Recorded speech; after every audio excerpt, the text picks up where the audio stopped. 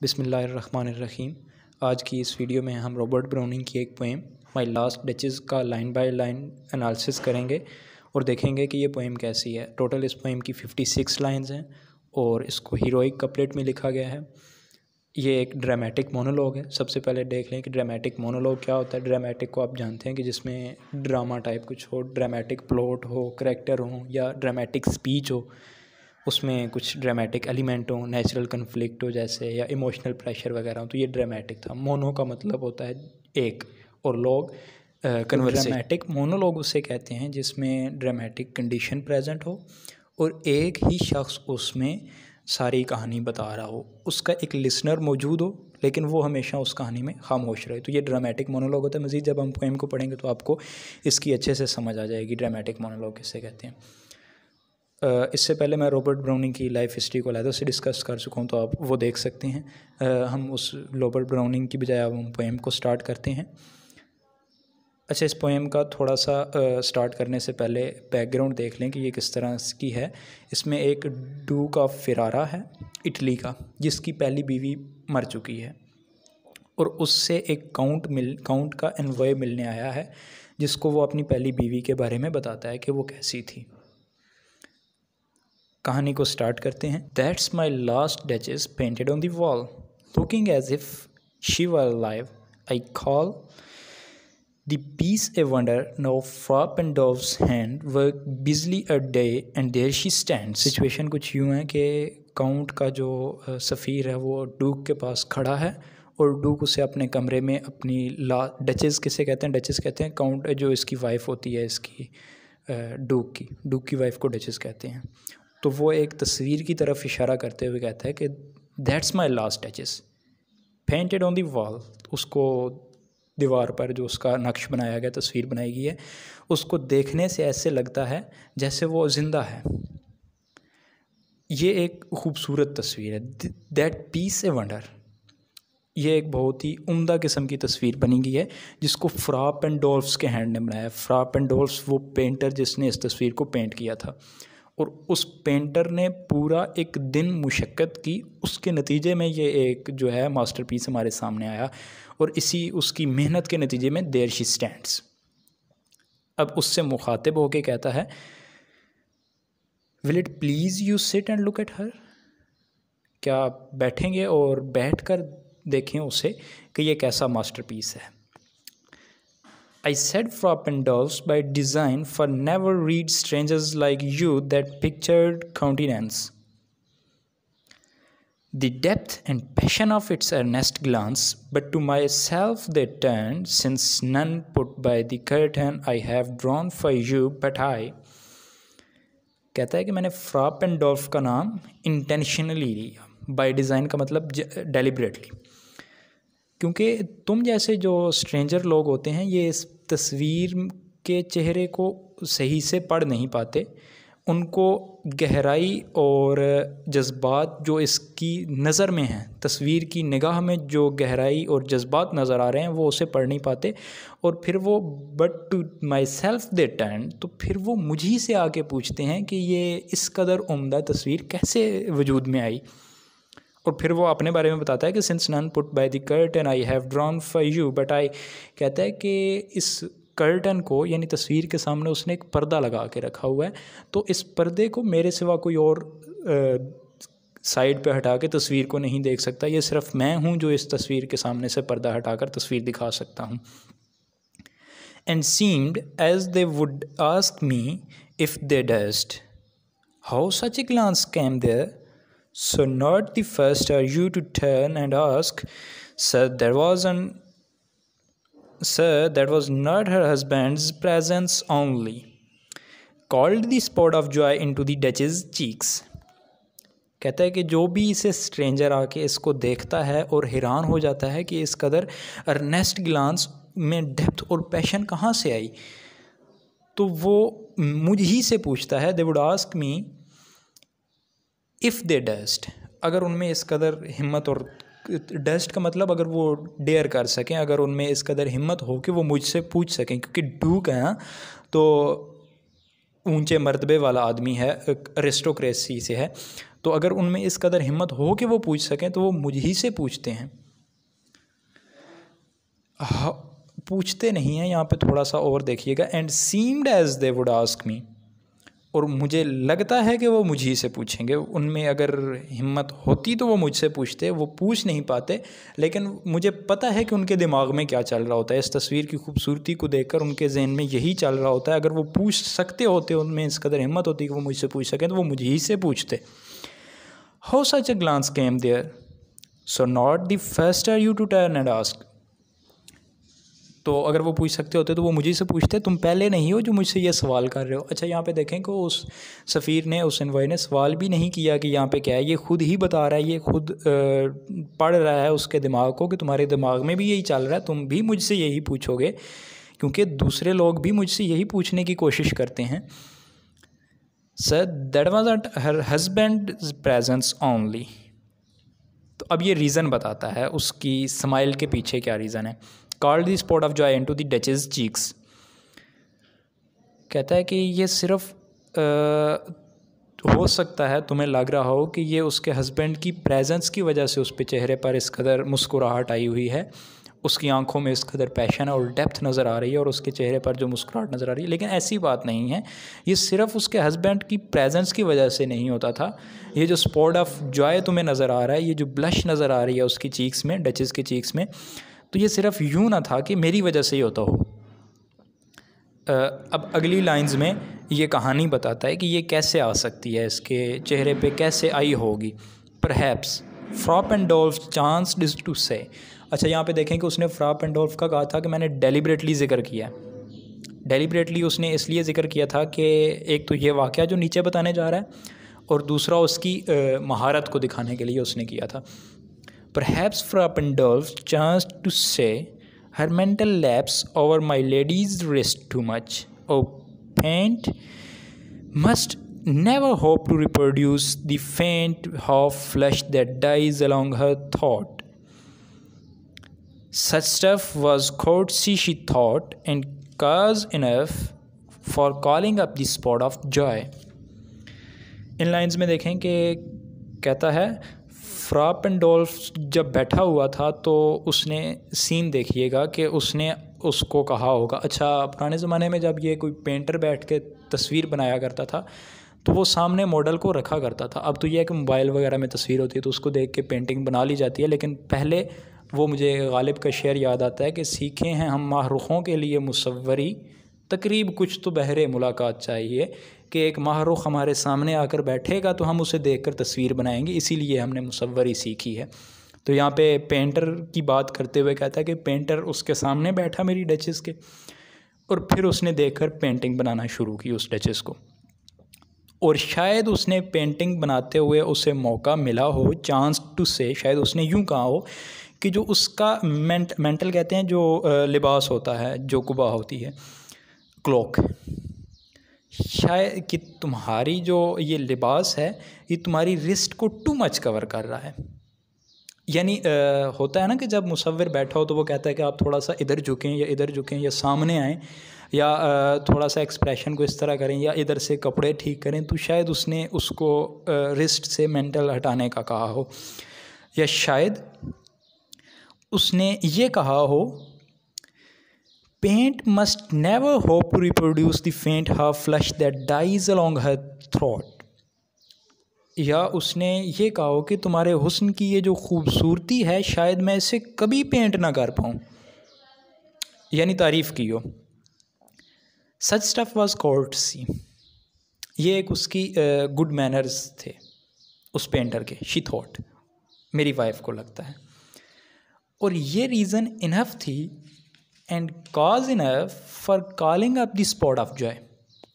और उसका ये कहना कि मैं शायद तुम्हारी खूबसूरती को कभी मुनक्कश न कर पाऊँ, पेंटर का ये कहना उसके चेहरे पर इस कदर मुस्कुराहट लाने और उसकी आंखों में इस पैशन को बेदार करने के लिए काफ़ी था। यानी पेंटर ने यूँ कहा तो उसके चेहरे पे जो मुस्कुराहट आई, पेंटर ने उस मुस्कुराहट को तस्वीर की सूरत में कैद कर लिया। She had a heart, how shall I say, to soon made glad, too easily impressed. She liked whatever she looked on and her looks went everywhere. यहाँ पे वो अपनी बीवी की सिफ़ात बयान करता है कि उसका एक दिल, इसको अल्फाज नहीं मिल रहे शायर को, हाउ शैल आई से, शायर को कह रहा हूँ उसको, ड्यूक को, कि मैं तुम्हें कैसे बताऊँ कि वो कैसी थी। टू सून मेड ग्लैड, वो बहुत जल्दी खुश हो जाया करती थी चीज़ों को देख के। टू ईज़िली इम्प्रेस्ड, बहुत ही जल्दी मुतासर हो जाया करती थी, असर कबूल कर लिया करती थी। She liked what ever she looked on and her looks went everywhere. वो कहता है कि वो जिस चीज़ को भी देखती थी वो उसे पसंद करती थी, और वो हर चीज़ को देखा करती थी, हर चीज़ को देखकर उस पर स्माइल आया करती थी। यानी चाइल्डिश बिहेवियर, चाइल्डिश हर्ट को वो दिखा रहा है अपनी वाइफ के। So that was all one my favour at her breast, the dropping of the daylight in the west, द bow of cherry some officious fool broke in the orchard for her, the white mule she rode with round the terrace, all and each would draw from her alike the approving speech, or blush at least. इससे आगे वो discuss करता है कि वो जिस चीज़ को भी देखा करती थी वो उसे पसंद करती थी। यही सारी बातें उसकी जो मुझे अच्छी नहीं लगती थी, चाहे वो मेरी फेवर हो उसकी ब्रेस्ट पे, इससे मुराद आप नेकलेस वगैरह भी ले सकते हैं, या ड्यूक की कंपनी जो वो डचेस को देता था। ये मुस्कुराहट की वो वजूहात बता रहा है कि वो किन किन चीज़ों से बहुत ज़्यादा खुश हो जाया करती थी, वो किन चीज़ों को देखकर ईज़िली इम्प्रेस हो जाया करती थी, ग्लैड हो जाया करती थी। या वो उसने ऊपर कहा ना कि she looked on and her looks went everywhere, तो वो बता रहा है कि चाहे वो मेरी प्रेजेंस हो, यानी वो मुझे इग्नोर नहीं करती थी, मेरी प्रेजेंस में भी वो इतनी ही हैप्पी रहा करती थी। या dropping of the daylight in the west, या मगरब में जब शफक की किरणें मदहम हो रही हों, गिर रही हों, बिल्कुल ख़त्म हो रही हों, वो हों, या चेरीज़ की एक शाख हो या फ्रूट हो जो एक ऑफिशियस फूल लेकर, ऑफिशियस कहते हैं उस बंदे को जो ऑफ़र कर रहा हो अनवांटेड सर्विसेज को, कि एक जो आम सा आदमी एक आम सी चेरीज़ की बॉल लेकर आए या चेरीज़ के फ्रूट लेकर आए, उसको देखकर, या एक सफ़ेद खच्चर पर she road with round the terrace, जिस पर वो सवार होती थी, all and each would draw from her alike the approving speech और ब्लश एट लीस्ट, सबसे उसके चेहरे पर एक जैसी स्माइल आया करती थी वो, और एक ही मैनर में इस लो और हाई कैटेगरीज की गिफ्ट्स को, इनायात को वो एक ही तरह के अल्फाज में शुक्रिया अदा करती थी, वो एक जैसी अप्रूविंग स्पीच दिया करती थी, या एटलीस्ट उसके चेहरे पर एक ब्लश नुमाया हो जाता था इन चीज़ों से। She thanked man good but thanked somehow I know not how, as if she ranked my gift of 900 years old name with anybody's gift. Who would stop to blame this sort of trifling? कहता है कि वो हर एक का शुक्रिया अदा करती थी, मुझे नहीं पता कैसे, यानी कन्फ्यूजन में है, इसके पास अल्फाज नहीं है ये कैसे डिस्क्राइब करे। इसको लगता है कि वो ऐसे शुक्रिया अदा करने से, यानी हाई और लो को और हर अदना और आला शख्स को एक ही मैनर में शुक्रिया अदा करना, या एक ही मैनर में मुस्कुरा देना उनकी बातों पर, ये शायद डचेस की अखलाकियात के ख़िलाफ़ था। इसको लगता है कि वो इस तरह से एक आम आदमी का शुक्रिया अदा कर रही है जिस तरह से वो उसे सिर्फ़ मेरा शुक्रिया अदा करना चाहिए, क्योंकि मैंने उसे गिफ्ट अता किया 900 ईयर्स ओल्ड नेम का, यानी मैंने उसे डचेस के लक़ब से नवाजा, मैंने उससे शादी की और उसको डचेस की अरिस्टोक्रेसी के लेवल तक पहुंचा दिया था मैंने उसे। तो जब वो मेरे गिफ्ट को हर आदमी के गिफ्ट की तरह ट्रीट कर रही है, तो ये कैसी रवायात हैं अरिस्टोक्रेसी की, या वो बिल्कुल इन रवायात से वाकिफ़ ही नहीं है, चाइल्डिश बिहेवियर है ड्यूक के नज़दीक ये उसका। Who would stop to blame this sort of trifling, लेकिन वो कहता है कि मैं उससे इस सारी चीज़ों की शिकायत किस तरह करता, यानी इन मामूली बातों को यहाँ पे देखें कि उससे नज़र आ रहा है कि ये सारी बातें मामूली हैं और इनकी शिकायत बनती नहीं है, लेकिन वो कहता है कि मैं कैसे कर लेता, यानी even had you skill in speech which I have not to make your will quite clear to such an one and say. यहाँ पे मैं रुकता हूँ और बताता हूँ कि even had you skill in speech which I have not, अगर तुम्हारे पास तकरीर की वो सलाहियतें होती जो मेरे पास नहीं हैं इस पोएम में, क्योंकि वो उसका प्राउड दिखाया जा रहा है, नस्बी तफाखुर दिखाया जा रहा है, तो मैं इसका तर्जमा यूँ करूँगा कि मेरे पास बहुत सलाहियतें हैं बात करने की, ज़ुबान दानी जानता हूँ मैं, मुझे पता है कि गुफ्तगू किस तरह की जाती है, मैं रवायात से भी वाकिफ़ हूँ डूकनेस की। तो अगर तुम्हारे पास मुझसे भी ज़्यादा सलाहियतें होती जो कि तुम्हारे पास नहीं हैं, अगर होती, क्योंकि अब तक जो स्पीच करता आ रहा है वो वुडू की करता आ रहा है और इससे हमें लगता है कि वो सुखनदानी जानता है, वो ज़ुबान दानी जानता है। तो अब कहते हैं कि अगर तुम्हारे पास वो क्वालिटीज़ होती एक्सप्रेस करने की अपनी थॉट्स और फीलिंग्स एंड इमोशंस को, जो कि मेरे पास नहीं हैं, तब भी to make your will quite clear to such as one and say, और अगर तुम उससे फिर भी जाकर ये अपनी सारी सलाहियतों के बावजूद तुम उससे कहोगे जस्ट दिस और दैट इन यू डिस्कस्ड मी, किससे कहोगे, यानी उस डचेस से कहोगे कि तुम में ये चीज़ जो है ये मुझे गुस्सा दिलाती है या ये मुझे अच्छी नहीं लगती, it disgusts me, here you miss और देयर एक्सीड द मार्क, यहाँ पे तुम हद अदब से बाहर निकली और यहाँ पे तुम बहुत ही पीछे रह गई, यानी यहाँ पे तुमने डिसेंसी के मार्क को मिस किया और यहाँ पे तुम missed the mark of propriety. किसी जगह पर तुम बहुत ज़्यादा हुई, किस जगह पर तुम बहुत कम हुई, यहाँ पे तुम्हें ऐसे बिहेव करना चाहिए था, वहाँ पे तुम्हें ऐसे बिहेव करना चाहिए था। अगर तुम ये सब कुछ उसे बता भी देते तो क्या होना था, and if she let herself be lessoned so nor plainly set her wits to yours forsooth and made excuse, even then would be some stooping and I choose never to stoop।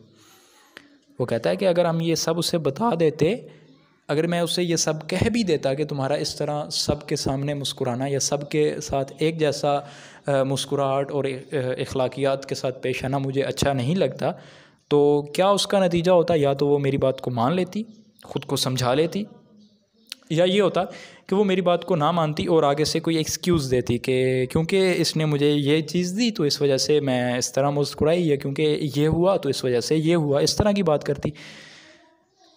अगर इस तरह की बात करती even then would be some stooping, तो तब भी कुछ ये मेरी जो रवायात हैं उनसे मुझे झुक के ही कहना पड़ता ना कि तुमने ये किया या वो किया, यानी मेरी डिग्निटी के ख़िलाफ़ होता। इसमें भी कुछ स्टूपिंग पाई जाती, बेंडिंग पाई जाती, bending to the low morality, and I choose never to stoop. और मैंने ये मुंतखब किया कि मैं कभी उसके सामने इस तरह झुक के ये बात नहीं कहूँगा। पीछे आई थिंक कोई चीज़ रह तो नहीं, मैंने छोड़ तो नहीं दी। हाँ, ये पीछे एक लाइन का थोड़ा सा मैं दोबारा बता दूं कि उसने कहा था who would stoop to blame this sort of trifling, कौन है जो अपनी मोरालिटी के बिलो आकर उस छोटी छोटी शिकायत का उससे बताएगा कि ये शिकायत हैं, या एक्सप्लेन करेगा अपने पॉइंट ऑफ व्यू को। तो फिर ये कहता है कि I choose never to stoop, लेकिन मैंने कभी मुंतखब नहीं किया कि मैं अपने उस मेयार से, अपने उस अरिस्टोक्रेटिक मोरालिटी से लो आकर उससे बात करूं कि तुम्हारी ये बात मुझे अच्छी नहीं लगती।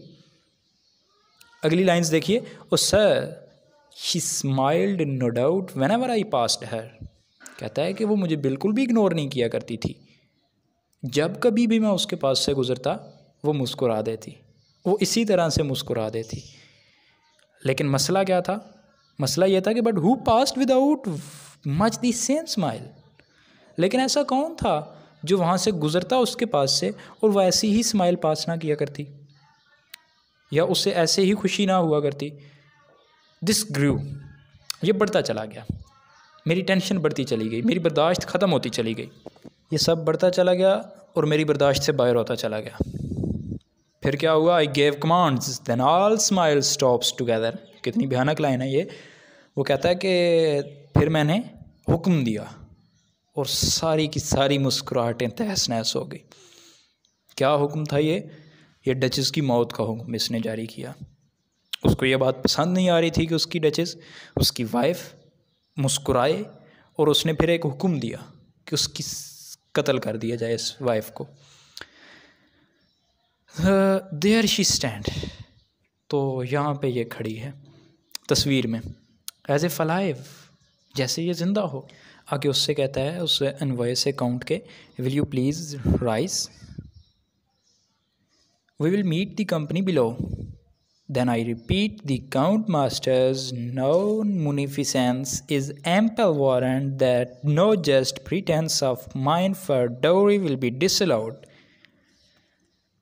यहाँ पे उससे मुखातब हो कि असल पोएम का सारा जो खुलासा हमें नज़र आता है, खुलासा कह रहा हूँ, जो असल मुद्दा नज़र आता है वो यहाँ पे हमें नज़र आता है।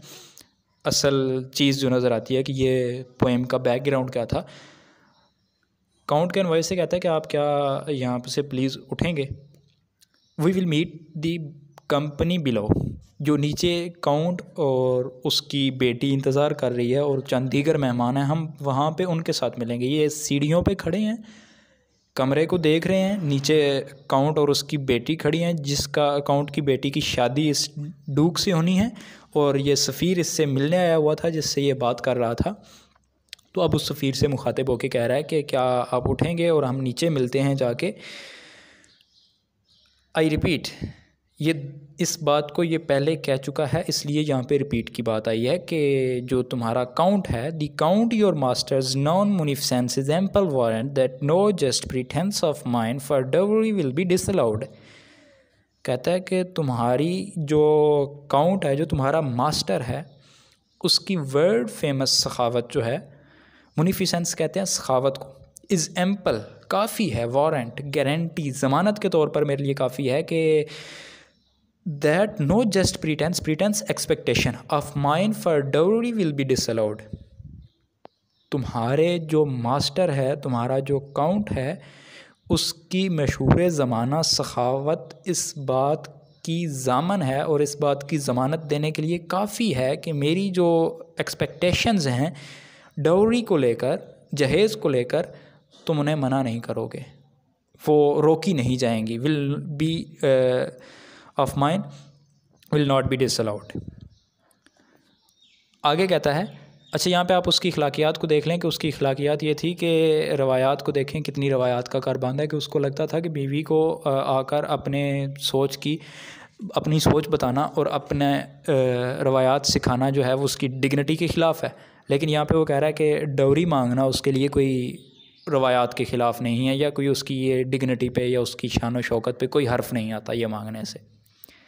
यानी वहाँ पे उसको ख़ुद को एक्सप्लेन करना अपनी बीवी के सामने वो उसकी शान के ख़िलाफ़ था। लेकिन यहाँ पे एक लालची शख्स की तरह डौरी के बारे में रिपीट करना बार बार उस चीज़ को, ये उसकी रवायात के ख़िलाफ़ नहीं है। आगे उसी बात को बढ़ाता है कि though his fair daughter's self as I avowed at starting is my object. अब अपने आप को जस्टिफाई करने की कोशिश करते हुए कहता है कि मेरा जहेज़ से कोई ख़ास मुझे लालच नहीं है। आपकी जो बेटी है, जो काउंट की डॉटर है, शी हर सेल्फ, जैसे कि आई अवॉर्ड मैं पहले कह चुका हूँ, आई सेड एट स्टार्टिंग, मैंने शुरू में आपको बताया था कि जो काउंट की बेटी है वही मेन मकसद है मेरा, जहेज़ के साथ मुझे कोई लालच नहीं है। लेकिन फिर भी मैं बताता चलूँ कि वो उनकी सखावत जो है वो इस बात की ज़मानत देती है कि ये मेरी एक्सपेक्टेशन अगर मैंने जहेज़ की लगाई हुई हैं तो वो रद्द नहीं की जाएंगी, अगर चाहे मैं उनकी बेटी ही को चाहता हूँ मेनली। तो आप इसकी नेचर का अंदाज़ा कर सकते हैं। Nay we will go together down sir. अब अच्छा यहाँ पे देखिए कि अगर आप वो सफ़ीर होते या मैं वो सफ़ीर होता तो मैं ये सारा सीन उसका सुन के डर जाता कि उसने अपनी बीवी को सिर्फ इस वजह से मार दिया कि वो हैप्पी रहा करती थी।